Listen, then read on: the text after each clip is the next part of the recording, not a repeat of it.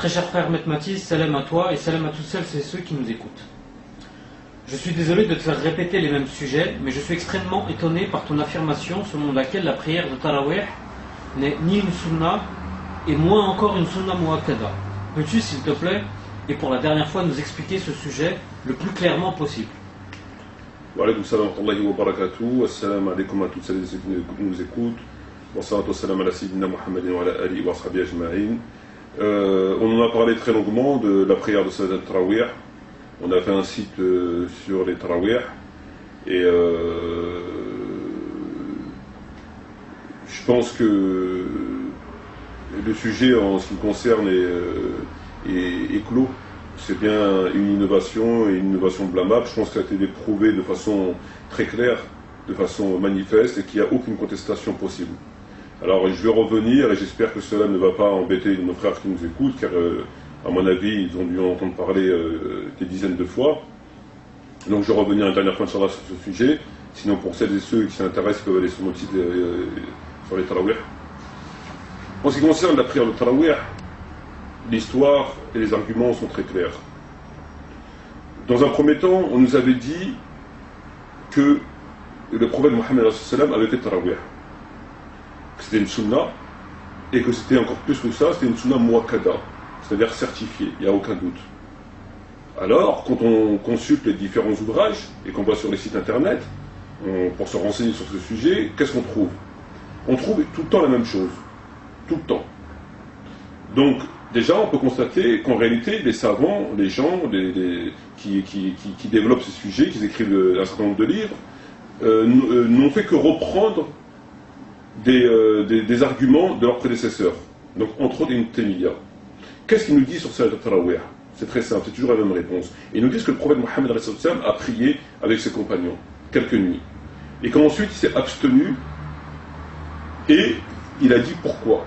Il a dit, je me suis abstenu parce que j'ai eu peur que ça devienne une obligation pour vous. Point. Après, on nous fait un ijtihad. L'ijtihad, c'est quoi?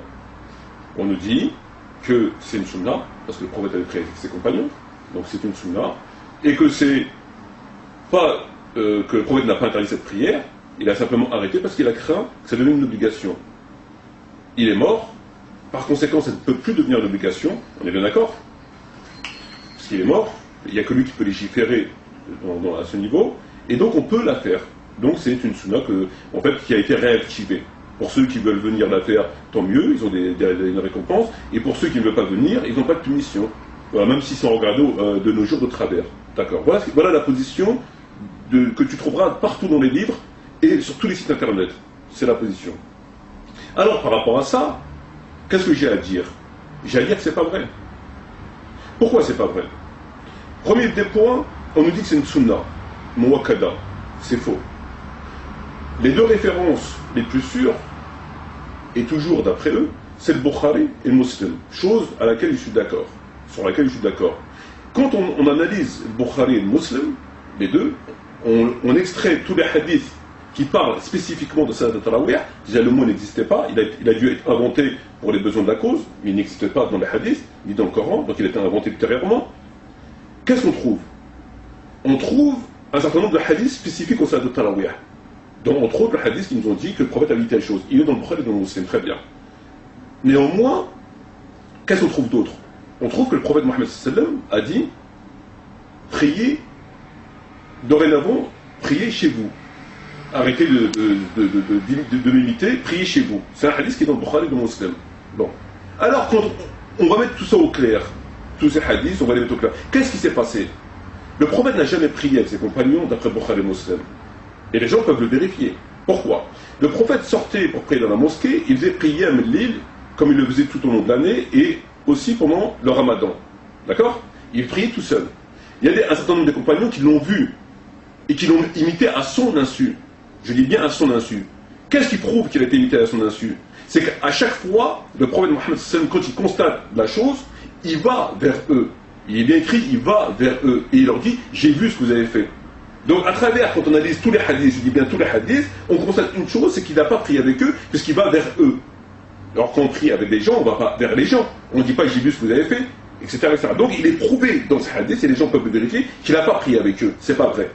Par contre, d'autres rapporteurs, comme Ahmed ou d'autres, qui sont nettement inférieurs en authenticité, disent qu'il aurait pris le 23, le 24e jour ou le 25e jour, peu importe. Néanmoins, ces hadiths ne figurent pas dans le Bukhari Muslim. Et ils sont infirmés par Bukhari Muslim. Premier point. Donc il n'a pas pris avec eux selon les deux références les plus sûres. Donc c'est un premier mensonge lorsqu'ils nous disent qu'il a pris avec eux. En tout cas, il ne s'appuie pas sur Bukhari Muslim. Ils se sont détournés de Bukhari Muslim pour essayer de trouver des arguments ailleurs. On est bien d'accord. C'est une chose qui n'est pas normale. Alors qu'ils ont dû s'appuyer sur les sources les plus authentiques. C'est logique. Bon, premier point. Deuxième des points. Ils nous ont mis en avant que le hadith qui dit « Je crains que ce soit une obligation ». Point. À partir de là, ils ont fait leur ijtihad. Leur ijtihad est erroné. Pourquoi il est erroné? Parce que la base de leur ijtihad, elle est erronée. Que font-ils du hadith qui dit, quand les compagnons ont vu qu'il n'était pas sorti de chez lui, au bout d'un certain nombre de... ils vont le chercher chez lui, ils jettent des cailloux à sa porte. Et le prophète sort de chez lui, parce qu'ils pensaient qu'il dormait. Il leur dit, il les engueule, donc etc. Il leur dit, dorénavant, priez chez vous, arrêtez. Il faut arrêter, priez chez vous. Et il leur dit pourquoi? Il leur dit parce que la meilleure prière pour un homme, c'est celle qui est faite chez lui, mis à part la prière obligatoire. À partir de ce jour-là, l'affaire a été rangée. C'est un hadith de Bukhari Muslim. Pourquoi ce hadith, ils ne l'ont pas cité? Pourquoi ils ne l'ont pas mis?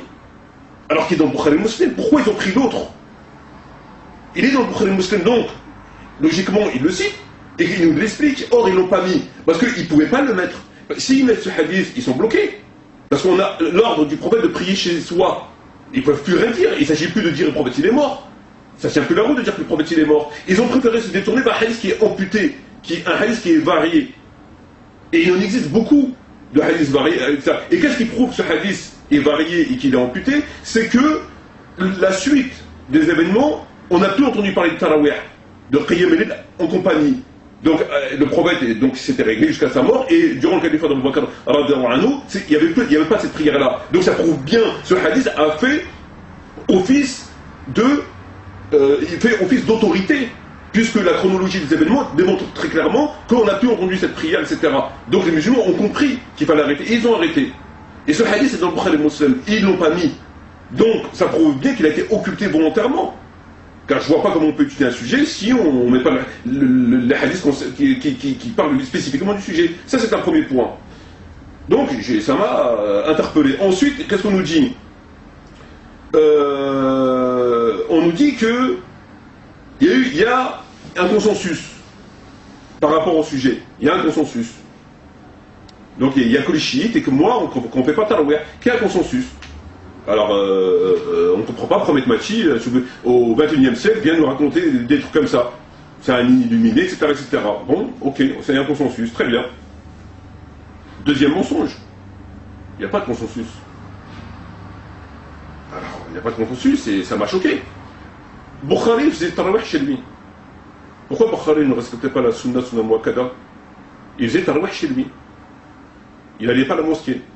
Étrange. L'imam Malik priait chez lui. D'autres savants de son époque priaient chez lui. Quand on m'a demandé, il a dit moi aussi je prie chez moi. Pour celui qui veut prier chez lui, il prie chez lui. Étrange. Comment l'imam Malik il ne respecte pas la sunna muakkada, l'imam Malik? C'est étrange. Il était chiite. Donc leur consensus commence à prendre l'eau. Il commence à être ébranlé. Bukhari fait chez lui. L'imam Malik fait chez lui. D'autres savants de son époque faisaient chez lui. Et qu'est-ce qu'on apprend? Enfin, et pour terminer, c'est qu'un grand savant, et peut-être un des plus grands savants salafis, qui s'appelle l'imam Abu Ja'far Ahmed Mohamed al-Tahawi, qui est archi connu, qui est un grand salaf qui date du 4e siècle, 321 de l'Hégire, qu'est-ce qu'il nous dit dans son livre, cet imam salafi? Je vais te dire ce qu'il nous dit. Déjà, il nous cite des hadiths sur les tarawih. Et parmi ces hadiths, je vais t'en donner deux, il nous dit quoi? On apprend quoi? Alors il rapporte que Fard nous rapporte d'après un tel, à la suite de Sofiane, que Abdullah, Ibn Omar et Nafi ne faisaient pas la prière derrière un imam pendant le ramadan. Donc le fils de Omar ibn Khattab, Abdullah, et un tel ne faisait pas tarawih derrière l'imam pendant le ramadan. C'est étrange. C'est quand même grave. Pourquoi ils ne faisaient pas tarawih eux? Qu'est-ce qu'on apprend encore? On nous dit, Fad nous a rapporté selon un tel, à la suite d'un tel, Abu Hamza, etc., qu'Ibrahim a dit, si je ne connaissais que 2 sourates du Coran seulement, les répéter est à mes yeux de loin meilleur que de prier derrière un imam pendant le ramadan. C'est choquant. S'il connaissait que 2 sourates du Coran, les répéter chez lui est meilleur que de prier derrière un imam pendant le ramadan. Ça, c'est dans le livre du grand savant salafi, l'imam al-Tahawi. C'est dans son livre, c'est lui qui les rapporte. Qu'est-ce qu'il nous dit l'imam Tahawi encore? L'imam Tahawi nous rapporte aussi que Abu Bakr nous rapporte, etc. Donc qu'Ibrahim a dit, alors là, on nous dit, voilà, Hurwa faisait la prière avec des gens pendant le ramadan, du ramadan, puis repartit chez lui sans rejoindre pour la vie nocturne. Donc un tel compagnon ou fils de compagnon faisait la prière dans la mosquée, mais il rentrait chez lui, il n'allait pas le rejoindre pour Tarawih. On apprend quoi encore? Que j'ai vu Qassem, Salem et Nafi repartir de la mosquée pendant le ramadan sans prier avec les gens. Donc encore d'autres personnes. Donc il y a beaucoup de gens qui n'étaient pas Tarawih, qui ont contesté cette prière-là. Ça c'est pour ceux qu'on a retrouvés. Mais les investigations sont continues. Et enfin, l'imam Tahawi nous donne son exemple. L'imam Tahawi nous donne son avis, il conclut. Et qu'est-ce qu'il nous dit l'imam Tahawi? Il nous dit: tous ces hommes sur lesquels nous avons rapporté ces traditions préféraient chacun prier tout seul durant le mois du ramadan. C'est la position juste. Voilà la conclusion de son avis à l'imam Tahawi, un grand imam salafi. Je répète, tous ces hommes sur lesquels nous avons rapporté ces traditions préféraient chacun prier tout seul durant le mois du ramadan, et c'est la position juste. Voilà. Donc quand on voit tout ça, il est évident qu'il y a de quoi être choqué. Moi personnellement, il y a quelque chose qui est franchement choquant. Et pour terminer le sujet, si on prend le livre Kitab de Ibn Abi Shiba, qui est le professeur de Bukhari, donc du 3e siècle, on apprend, il y a d'autres hadiths sur les tarawih, on apprend par exemple, donc aussi qu'Ibn Omar ne faisait pas tarawih, etc. Et quelqu'un vient voir Ibn Omar et lui dit: un homme a demandé à Ibn Omar, devrais-je prier la nuit derrière l'imam pendant le mois du ramadan, pendant l'organisation? Ibn Omar lui dit: tu écoutes tout comme un âne. Donc il y a beaucoup de hadiths sur le sujet. Énormément de hadiths qui prouvent qu'il n'y a jamais eu de consensus, etc., etc. Voilà, tout simplement. Il n'y a plus rien à rajouter par rapport à ce sujet.